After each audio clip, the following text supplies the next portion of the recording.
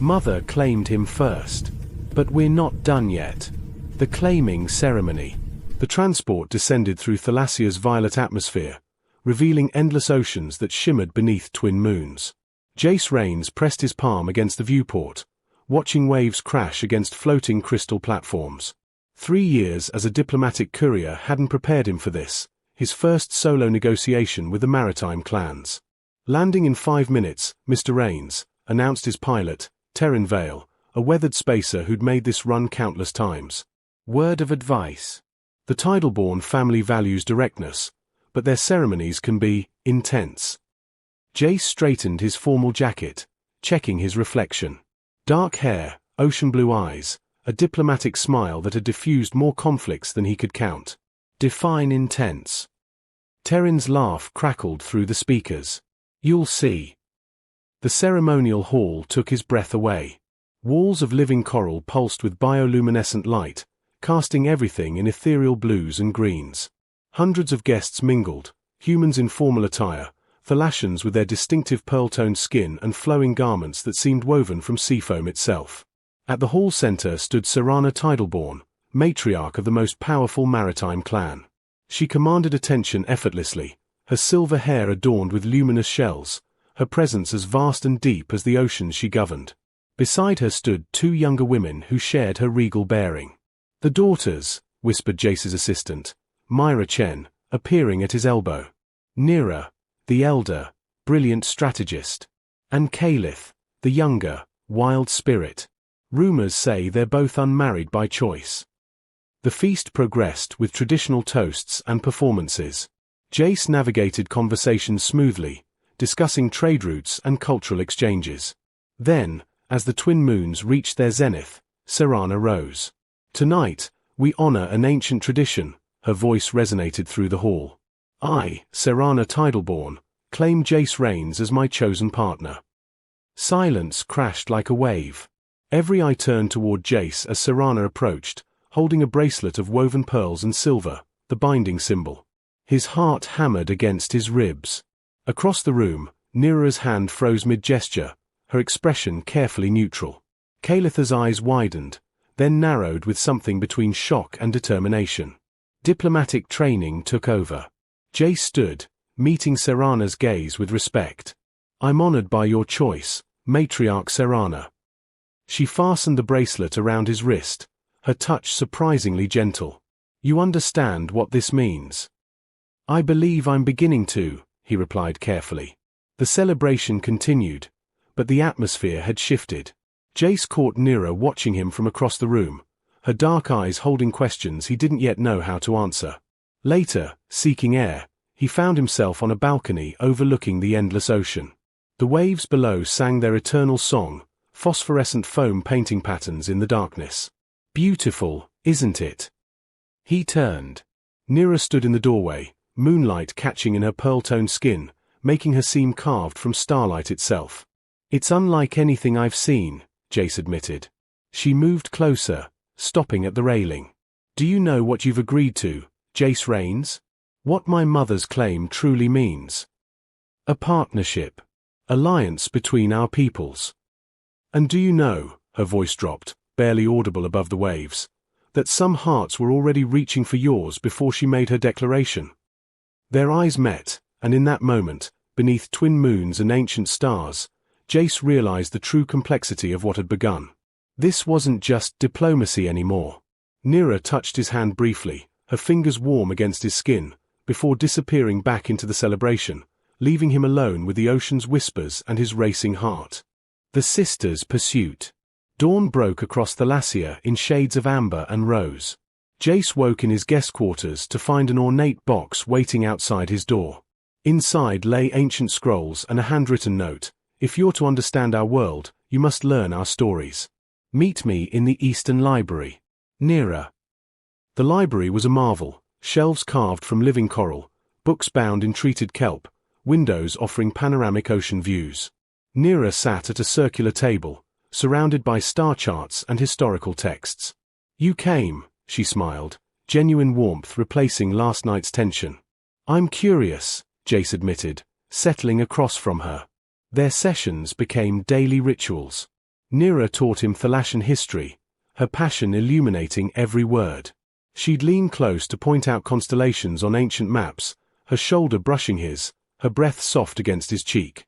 When explaining their people's philosophy of connection, she'd trace patterns across his palm, her fingers lingering longer than necessary. "We believe everything is linked," she murmured one afternoon, her fingertip drawing circles on his wrist, just below Serana's bracelet. "Tides to moons, hearts to hearts. Some bonds form before we even realize we're searching." Jace's pulse quickened. "And when those bonds conflict with obligations?" Nira's eyes met his, vulnerable and honest. "Then we face impossible choices." But Nira wasn't his only visitor. Caliph appeared the third morning with a mischievous grin and an invitation. "Enough dusty books," she declared, pulling him toward the water. "You want to understand Thalassia? Experience it." She led him to underwater vessels designed for racing through coral forests. Caliph piloted with fearless grace, laughing as they dove through crystal canyons and spiraled around bioluminescent gardens. Jace found himself laughing too, exhilarated by her infectious energy.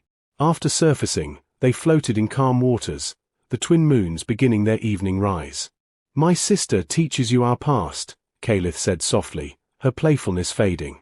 "But I want to show you our present. Our freedom. Our joy." She moved closer in the water, treading beside him. "Mother sees you as a political prize. Nira sees you as an intellectual match. But do you know what I see?" "What?"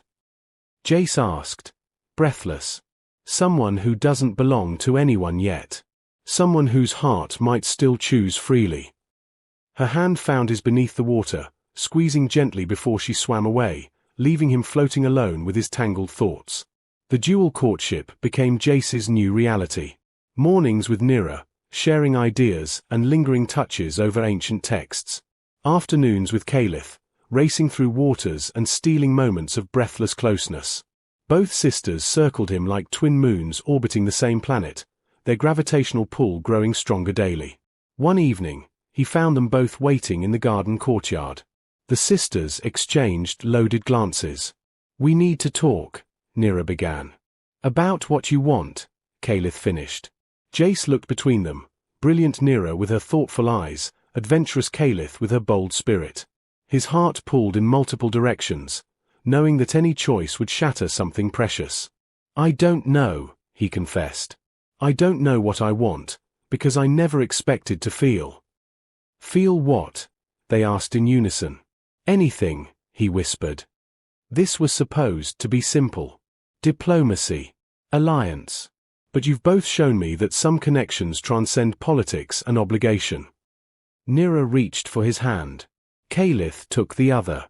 For one perfect moment, they stood connected, three hearts beating in complicated harmony beneath the descending darkness. Then Serana's voice cut through the twilight. "So this is where you've been hiding." The matriarch stood in the archway, her expression unreadable as she observed their intertwined hands. The bracelet on Jace's wrist seemed to pulse with accusation. "Mother," Nira began. "Inside. Now. All of you." Serana's command left no room for argument. As they followed her into the palace, Jace felt the weight of consequences approaching like a storm across the ocean. The time for stolen moments had ended. Now came the reckoning. Serana's discovery. The private chamber felt suffocating despite its vast ocean views. Serana stood before the window, her back to them, posture rigid with controlled emotion. Nira and Caliph flanked Jace like shields, though he knew they couldn't protect him from what was coming. "How long?" Serana's voice was quiet, more dangerous than any shout. Silence stretched. Finally, Jace spoke. "Matriarch, if you're asking when I realized my feelings were complicated." "I'm asking," she turned, her eyes finding her daughter's, "when you two decided to pursue what belonged to me." "He doesn't belong to anyone," Caliph fired back, stepping forward. "That's the point you've never understood." Serana's laugh was bitter. "The claiming ceremony is sacred. I chose him. He accepted." "He accepted because refusing would have caused a diplomatic incident," Nira said, her scholarly composure cracking. You didn't ask his heart, Mother. You simply took. As is my right as matriarch. Rights don't create love, Jace interjected quietly. All three women turned to him. Matriarch Serana, I have immense respect for you. Your wisdom, your leadership, your strength. But respect isn't the same as. Don't. She held up a hand. Don't say it. Not yet. She moved to a side table, pouring herself water with shaking hands. I watched you. At the feast, I saw intelligence and integrity. I thought companionship might grow. That choosing someone worthy would be enough. Mother, Nira's voice softened. You deserve someone who chooses you freely, not because tradition demands it. Serana's eyes glistened. And my daughters? They choose him freely. Yes, both sisters answered together. The matriarch looked at Jace, really looked at him. And you? What does your heart say? Jace took a breath. That I never intended to hurt anyone. That I came here for treaties and trade routes, not this. But your daughters have shown me pieces of themselves that I can't ignore. Nira's brilliant mind, Kalitha's fearless spirit. They didn't claim me. They invited me to know them. While wearing my bracelet, Serana observed. I never forgot it, Jace admitted, touching the binding symbol. It's reminded me every moment that I'm caught between duty and desire. Serana sank into a chair, suddenly looking more vulnerable than commanding. I haven't felt alone in years, yet I've been lonely for decades. I thought claiming you would fill that void. Kalith knelt beside her mother. Loneliness doesn't end with possession. When did you become so wise? Serana touched her daughter's cheek. I learned from watching you lead with strength. Now lead with heart. The matriarch was silent for long moments. When she spoke again, her voice carried centuries of tradition warring with newfound understanding. There is a way forward. The test of hearts, an ancient ritual where each woman shows her vision of partnership. Then he chooses freely. And you'll accept his choice? Nira asked carefully. I'll accept, Serana's eyes hardened with determination, that I can compete fairly with my own daughters for a man's affection. May the truest connection win. She stood, regal again. 3 days. 3 days for each of us to show Jace our hearts. Then he decides, and we all live with the consequences. As they left the chamber, Jace felt the weight of 3 women's hopes resting on his shoulders. Myra found him in the hallway afterward. You look like a man walking toward execution, she observed. I feel like I'm about to break hearts, no matter what I choose. Then choose the one you can't imagine living without, she advised. That's the only choice you can defend. Jace gazed out at the ocean, its depths holding secrets as complex as the emotions swirling through the tidal-born palace. In 3 days, everything would change. The question was, could any of them survive what came next? The test of hearts. Day 1. Serana's vision. Serana came for Jace at dawn, dressed in formal regalia that caught the early light like captured starlight. Today, you see what partnership with me offers. She led him through the palace's highest corridors to the council chamber, where leaders from 7 maritime clans waited. Throughout the morning, she demonstrated her power, negotiating treaties, resolving disputes, commanding respect with every word. Then she turned to Jace. With you beside me, we could unite not just our peoples, but entire ocean territories. Imagine the influence, the legacy. She took his hand, her grip warm and assured. I offer you partnership in the truest sense, shared power, shared purpose. At noon, she showed him the matriarch's private gardens, where rare plants bloomed in impossible colors. I've built an empire, she said softly, vulnerability creeping through her armor. But empires feel hollow when experienced alone. They shared lunch overlooking the capital, thousands of lights beginning to glow as evening approached. Serana leaned close, her hand resting near his. I know I claimed you hastily, but I saw something in you that reminded me what hope feels like. Stay with me, and I'll show you worlds. As the twin moons rose, She kissed his cheek gently. That's my vision. Power, yes. But also companionship forged in mutual respect. Jace spent that night sleepless, her words echoing through his mind. Day 2, Nira's vision. Nira arrived with none of her mother's formality. She wore simple garments and carried a satchel of books and instruments. Come, she smiled. I want to show you dreams, not dynasties. They boarded a research vessel and sailed beyond the capital to where wild coral formations created natural sculptures beneath the waves. Nira dove in, beckoning him to follow. With breathing apparatus, they explored underwater caves filled with bioluminescent life. Surfacing in a hidden grotto, Nira's eyes shone with passion. This is what I study. Not politics, but possibilities. I want to understand every mystery these oceans hold. She moved closer in the water, their bodies floating near. With you, I see a partner in discovery. Someone who questions, who explores, who isn't afraid of the unknown. On the beach afterward, they built a fire and talked until the stars filled the sky. Nira traced constellations in the sand, explaining navigation theories and philosophical concepts. But then she stopped, turning to face him fully. I'm not offering you power or adventure, she said quietly. I'm offering you myself. My thoughts, my dreams, my quiet moments and burning questions. I'm offering you the kind of love that grows slowly, rooted deep, unshakable. She kissed him then, soft, searching, full of unspoken promises. When they parted, Jace saw tears glistening on her cheeks. I've never wanted anything the way I want this, she whispered. The way I want you. The journey back was silent, both lost in the gravity of what had passed between them. Day 3, Kalitha's vision. Kalith appeared like a storm, wild-eyed and grinning. Forget careful planning. Today, we live. She dragged him to the docks where a sleek sailing vessel waited. We're racing the morning tide to the outer reefs. It's dangerous, unpredictable, and absolutely forbidden. Her smile widened. Perfect. They sailed into waters where currents clashed and waves towered. Kalith piloted with fearless precision, laughing as spray drenched them both. Jace found himself laughing too, exhilarated and terrified. When they reached the reefs, a maze of jagged crystal formations, Kalith cut the engine. In the sudden stillness, she turned to him.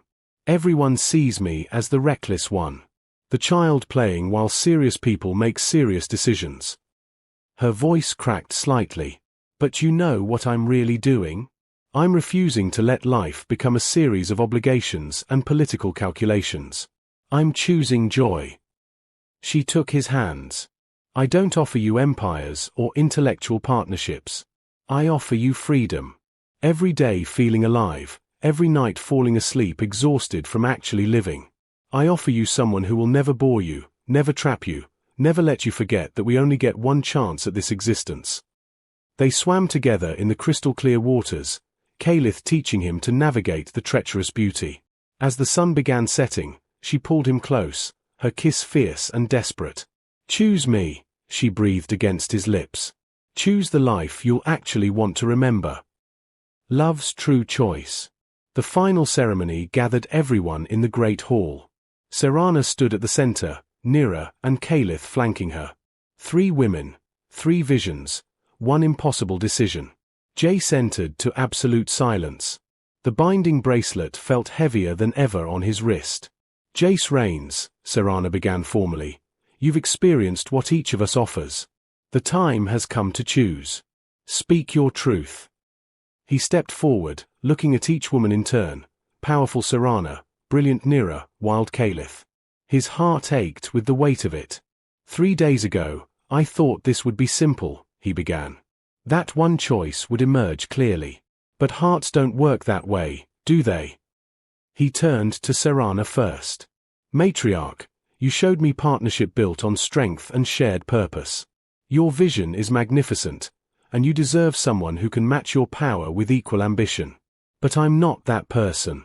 I respect you immensely, but respect alone isn't enough to build a life on. Serana's expression flickered, pain, then understanding. She nodded slowly. He faced Kalith next. You showed me that life should be an adventure, not a series of obligations. Your spirit is intoxicating, your courage inspiring. You make me feel alive in ways I didn't know were possible. Kalitha's eyes brightened with hope. But, Jace continued gently, I realized something. I need more than exhilaration. I need depth. I need... He turned to Nira, his voice softening. I need someone who sees both the stars and the sea. Someone who dreams with her eyes open. You showed me a partnership where two minds become greater together, where silence feels as comfortable as conversation, where love grows not from grand gestures but from 1,000 quiet moments of understanding. Nira's hand covered her mouth, tears spilling. I choose you, Nira, Jace said, his own voice thick with emotion. Not because you're safe or easy, but because when I imagine my future, every version includes you. He removed the binding bracelet, walking to Serana. I return this with gratitude and respect, but I can't wear it while my heart belongs to another. Serana took it, her eyes glistening. Then, to everyone's surprise, she smiled, sad but genuine. You know what I learned from this? That claiming something doesn't make it yours. Love can't be commanded or negotiated. It simply is. She touched his cheek. Thank you for teaching an old matriarch new wisdom. Kalith stepped forward, pain clear in her expression. She looked at Nira, then at Jace, then pulled her sister into a fierce embrace. Take care of him, she whispered. And take care of each other. Kalith, Nira began. Don't apologize. Just be happy. Someone should be. Kalith smiled through tears, then left the hall with her head high. Serana addressed the gathered crowd. I release my claim. Let it be known that Jace Rains and Nira Tidalborn are free to forge their own bond, with my blessing. Later, Jace and Nira walked the luminescent shore, fingers intertwined. The twin moons painted silver paths across the water. Are you sure? Nira asked quietly. You're giving up so much. I'm giving up nothing, Jace said, pulling her close. I'm choosing everything that matters. She kissed him beneath the stars, a kiss that tasted of salt air and promises, of depths explored and horizons yet to discover. When they parted, both were smiling. What happens now? She wondered. Now we write our own story, Jace replied. No claims, no tests. Just two people choosing each other, every single day. Behind them, in the palace windows, Serana watched them go. Myra appeared beside her. Are you all right, matriarch? I will be, Serana said. Sometimes the bravest thing a leader can do is let go. She smiled slightly. Besides, I learned something valuable. Love isn't a territory to conquer. It's a gift to receive.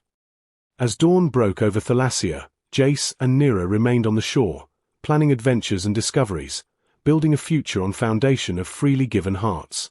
Lessons. True love cannot be claimed through power or tradition. It must be freely chosen by willing hearts. The greatest strength lies not in holding on to what we desire, but in having the courage to release what isn't meant to be ours. Sometimes the deepest connections form not in grand gestures, but in quiet moments of understanding and shared dreams. When we choose love based on genuine connection rather than external pressures, we honor both ourselves and those we care for. The end.